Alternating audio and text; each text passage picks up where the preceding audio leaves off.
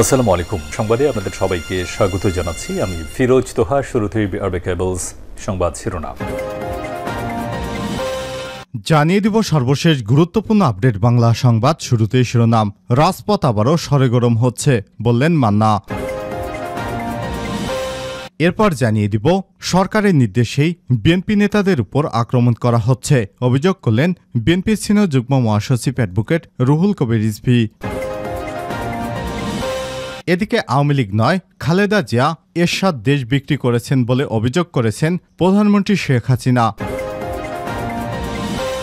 জানিয়ে দিব আওয়ামী লীগ কখনোই অগণতান্ত্রিক উপায়ে ক্ষমতায় যায়নি, বললেন কাদের।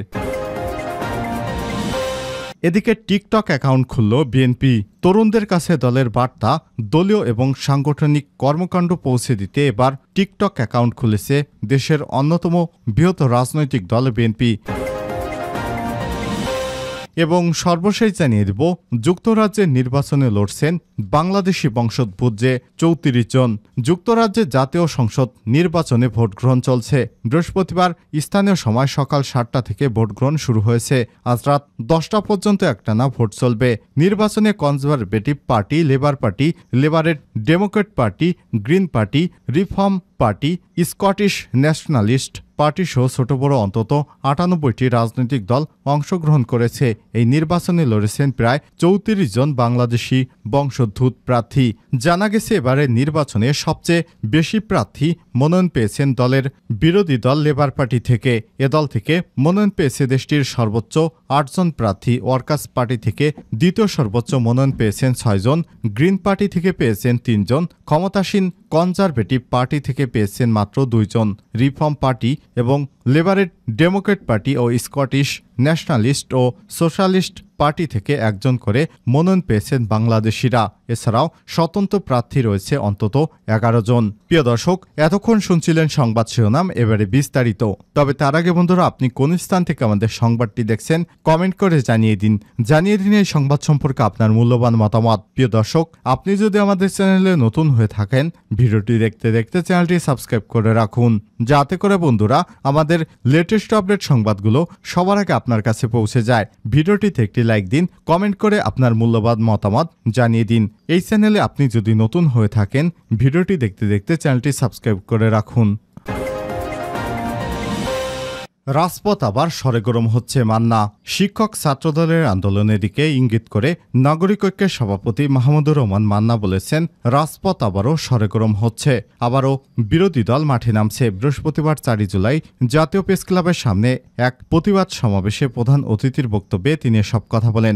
8ম সংসদে বিরোধী দলের প্রধান হুইপ জয়নুল আবেদিন ফারুকের উপর সংসদ ভবনের প্রাঙ্গণে পুলিশ হামলায় 14 বছরের দোষীদের বিচার না হওয়ার প্রতিবাদে জিয়াউর রহমান সমাজ কল্যাণ ফোরামের উদ্যোগে এই সমাবেশ অনুষ্ঠিত হয়। প্রতিবাদ সমাবেশে জয়নুল আবেদিন ফারুক উপস্থিত থাকলেও কোনো বক্তব্য দেননি। মাহমুদুর রহমান মান্না বলেন, এ সরকারকে যেতে হবে, কারণ এটা কোনো সরকারই নয়। সামনে এমন একটা আন্দোলন গড়ে তোলার চেষ্টা করছি যাতে সরকার বিদায় নিতে বাধ্য হয়। একটা অন্তর্বর্তীকালীন সরকারের অধীনে নির্বাচন দিতে হবে, সেই দাবিতে আমরা আন্দোলন করব ইনশাল্লাহ। এ সময় তিনি বলেন, একটা সরকারের আমলে যাকে প্রধান বিচারপতি করা হয়েছে, সেই সরকারই তার বিরুদ্ধে দুর্নীতির মামলা দিয়েছে। যাকে প্রধান সেনাপতি বানানো হয়েছে, তার বিরুদ্ধে মার্কিন যুক্তরাষ্ট্র স্যাংশন দিয়েছে। যিনি পুলিশ বাহিনীর প্রধান ছিলেন, তার বিরুদ্ধে দুর্নীতির কাহিনী এবং দুর্গন্ধ ছড়াচ্ছে। এটা একটা সরকার হলো জিনিসপত্রের দাম কমাতে পারছে না, আবার আপনার আমার গণতান্ত্রিক অধিকার নিশ্চিত করতে পারে না, কিন্তু কোর্টকে দিয়ে কোটা তুলে দিতে পারে। কোর্টকে দিয়ে এমন এমন কাজ করে যাতে জনগণের অধিকার খর্ব হয়। পেনশন নিয়ে পাবলিক বিশ্ববিদ্যালয়গুলো শিক্ষকদের চলমান আন্দোলন প্রসঙ্গে টেনে তিনি বলেন, বিশ্ববিদ্যালয়ের শিক্ষকেরা নতুন পেনশন স্কিম করেছে, সেটা মানে না। বিশ্ববিদ্যালয়গুলো বন্ধ।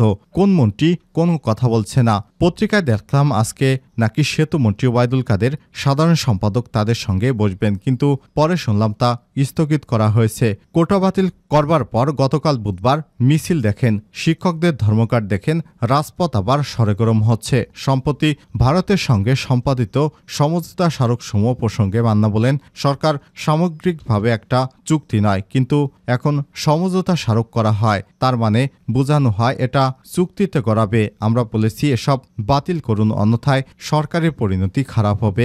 এক কথায় এ সময় মান্না আরও বলেন, এই সরকার দেশের সার্বভৌমত্ব রক্ষা করতে পারে না, জিনিসপত্রের দাম কমাতে পারে না, জনগণের ভরণ পোষণ দিতে পারে না। এরা বেগম খালেদা জিয়াকে মুক্তি দেয় না, মানুষের উপর অত্যাচার নির্যাতন করে। এখন পর্যন্ত জয়নুল আবেদিন ফারুকের উপর হামলার বিচার করা হয়নি। এর বিরুদ্ধে আমাদের আন্দোলন চলবে ইনশাল্লাহ। সংগঠনের সভাপতি মঞ্জুর রহমান ভূঁইয়ার সভাপতিত্বে প্রতিবাদ সমাবেশে বিএনপির চেয়ারপারসনের উপদেষ্টা কাউন্সিলের সদস্য সৈয়দ মোয়াজ্জেম হোসেন আলাল, কেন্দ্রীয় নেতা মাওলানা শাহ মোহাম্মদ নেসারুল হক প্রমুখ বক্তব্য দেন।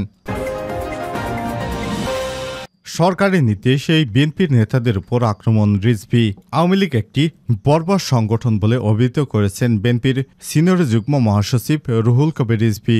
সরকার প্রধানের নির্দেশে বিএনপির নেতাদের উপর আক্রমণ করা হচ্ছে। বৃহস্পতিবার 4 জুলাই দুপুরে রাজধানীর জাতীয় বান প্লাস্টিক সার্জারি ইনস্টিটিউটে এসব কথা বলেন তিনি। বিএনপির চেয়ারপারসন এবং সাবেক প্রধানমন্ত্রী বেগম খালেদা জিয়ার মুক্তি এবং সুচিকিৎসার দাবিতে গত বুধবার কেন্দ্রীয় ঘোষিত নাটোর জেলা বিএনপির সমাবেশে দুষ্কৃতকারীদের বর্বর হামলায় গুরুতর জখম হন নাটোর জেলা বিএনপির আহ্বায়ক শহীদুল ইসলাম বাচ্চু। তার হাতের কবজি সহ বিভিন্ন অঙ্গ ক্ষতবিক্ষত হয়ে যায়। পরে তাকে বুধবার রাতে আশঙ্কাজনক অবস্থায় রাজধানীতে জাতীয় বান অ্যান্ড প্লাস্টিক সার্জারি ইনস্টিটিউটে ভর্তি করা হয়েছে। বৃহস্পতিবার দুপুরে তাকে দেখতে সেখানে যান রুহুল কবির রিজভী। পরে তিনি সাংবাদিকদের উদ্দেশ্যে এসব কথা বলেন। এ সময় বিএনপির কেন্দ্রীয় স্বাস্থ্য বিষয়ক সম্পাদক ডক্টর মোহাম্মদ রফিকুল ইসলামের উপস্থিত ছিলেন। এ সময় তিনি বলেন, নাটোর জেলা বিএনপির আহ্বায়ক শহীদুল ইসলাম বাচ্চু একজন বর্ষিয়ান এবং অভিজ্ঞ রাজনীতিবিদ, যাকে গোটা উত্তরবঙ্গের মানুষ সজ্জন হিসেবেই চেনেন। জেলার একজন গুরুত্বপূর্ণ নেতা, এমনকি জেলার তিনি প্রধান নেতা। তার গায়ে আদিম বন্য হিংস্রতায় এভাবে আক্রমণ করা তার হাত পায়ের শরীরে ক্ষতবিক্ষত করেছে। আজকে তাকে মৃত্যুর মুখে ঠেলে দিয়ে কি আনন্দ পেলেন সেখানকার আওয়ামী লীগ এবং এমপি শিমুল সাহেব। রুহুল কবির রিজভী আরও বলেন, আপনি কি মনে করেছেন সরকার প্রধানের নির্দেশে এর বর্বরোচিত আক্রমণটা করেছেন বাচ্চুর উপর? কারণ বিএনপির নেতাদের রক্ত দেখলেই সরকার প্রধান আনন্দিত এবং খুশি হয়। এ কারণেই একটি দোয়ার অনুষ্ঠান এবং বেগম খালেদা জিয়ার মুক্তির দাবিতে শান্তিপূর্ণ প্রতিবাদ সমাবেশে বর্বরোচিত হামলা করা হয়েছে। এ সময় তিনি বলেন, এই হামলা শুধু ন্যাক্কারজনক এবং কাপুরুষোচিতই নয়, আওয়ামী লীগ যে একটি বর্বর সংগঠন সেটিরও বহিঃপ্রকাশ ঘটেছে। আমি আল্লাহর কাছে দোয়া করছি তিনি যেন শহীদুল ইসলাম বাচ্চু ভাইকে দ্রুত সুস্থতা দান করেন। আওয়ামী লীগ নয়, খালেদা জিয়া এরশাদ দেশ বিক্রি করেছে প্রধানমন্ত্রী এবং সংসদ নেতা শেখ হাসিনা বলেছেন, আওয়ামী লীগ দেশকে বিক্রি করে না, বরং খালেদা জিয়া এরশাদ এবং জিয়াউর রহমান সেটা বিক্রি করেছেন। তিনি বলেছেন, কারা দেশ বিক্রি করেছেন?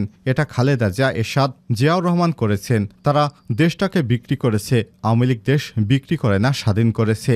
এই বিষয়ে তিনি এই আমলের বেশ কয়েকটা ঘটনার কথা উল্লেখ করেছেন, যার মধ্যে রয়েছে 2001 সালে সাধারণ নির্বাচনের আগে খালেদা জিয়া দ্বারা ভারতের কাছে বাংলাদেশের গ্যাস বিক্রির জন্য মুচলেকা প্রদান। প্রধানমন্ত্রী এবং সংসদ নেতা শেখ হাসিনা বুধবার 3 জুলাই দ্বাদশ জাতীয় সংসদ নির্বাচনের তৃতীয় এবং 2024-25 অর্থ বছরের বাজেট অধিবেশনের সমাপনী ভাষণে একথা বলেন।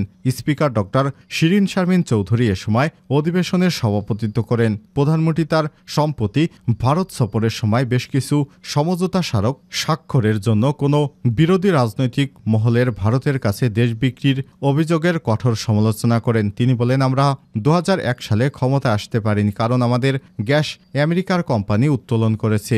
সেই গ্যাস তারা বিক্রি করতে চায় ভারতের কাছে। আমি সেটা আপত্তি করেছিলাম। প্রধানমন্ত্রী শেখ হাসিনা বলেন, নির্বাচনের আগে অনেক কিছুই হয়। যাই হোক, খালেদা জিয়া গ্যাস বিক্রি করতে রাজি হয়ে যায় এবং সেভাবে মুচলেকা দেয়। আমরা ভোট বেশি পেয়েছিলাম কিন্তু সিট আর পেলাম না, সরকার গঠন করতে পারলাম না, কারণ আমি গ্যাস বিক্রি করতে চাইনি। তো বিক্রিটা কে করেছে? গ্যাসকে কে করে গেছে বলেন তো? খালেদা জিয়া করেছে, এরশাদ করেছে জিয়াউর রহমান, এরাই করে গেছে, আওয়ামী লীগ করে না। সংসদ নেতা প্রধানমন্ত্রী শেখ হাসিনা আরও বলেছেন, আজকে পৃথিবীটা গ্লোবাল ভিলেজ, একে অপরের উপর ব্যবসা বাণিজ্য, যোগাযোগ প্রভৃতির উপর নির্ভরশীল। এগুলো দরজা বন্ধ করে থাকা যায় না।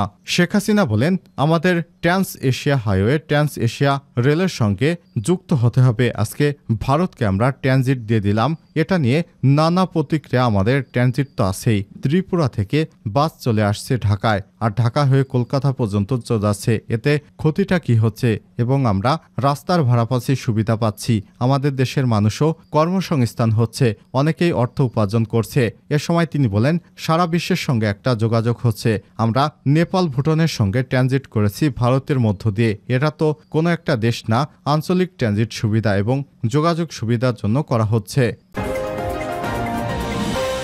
আওয়ামী লীগ কখনো অগণতান্ত্রিক উপায়ে ক্ষমতায় যায়নি। কাদের? আওয়ামী লীগ সরকার কখনো অসাংবিধানিক এবং অগণতান্ত্রিক উপায়ে ক্ষমতায় যায়নি বলে মন্তব্য করেছেন আওয়ামী লীগের সাধারণ সম্পাদক এবং সড়ক পরিবহন ও সেতুমন্ত্রী ওবায়দুল কাদের। বৃহস্পতিবার 4 জুলাই গণমাধ্যমে পাঠানো এক বিবৃতিতে সব কথা বলেছেন তিনি।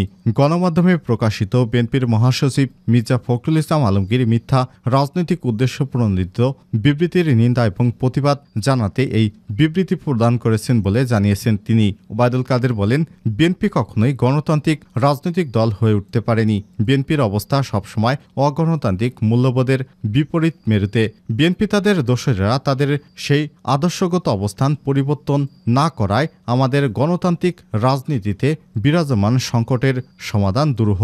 তাই সংকট মোকাবেলায় মহান মুক্তিযুদ্ধের আদর্শ এবং গণতান্ত্রিক চেতনায় বিশ্বাসী সবাইকে শেখ হাসিনার নেতৃত্বে ঐক্যবদ্ধ থাকতে হবে।